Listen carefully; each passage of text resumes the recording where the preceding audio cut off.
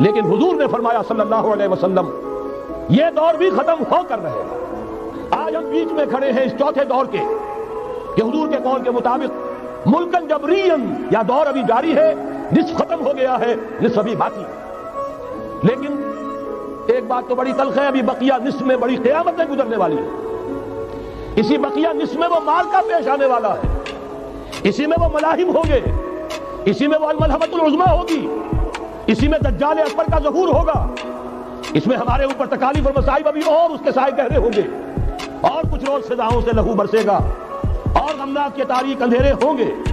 लेकिन उसके बाद फरमाने नबूवत पूरी शान के साथ जाहिर होगा। सुम्मा तकूनु खिलाफत अला मिनहाजिन नबुव्वा, फिर दौर आएगा खिलाफत अला मिनहाजिन नबुव्वा का, दोबारा वही दौर, बैन ही वो निजाम जो मोहम्मद रसूलुल्लाह ने कायम फरमाया सल्लल्लाहु अलैहि वसल्लम, दुनिया में दोबारा कायम होकर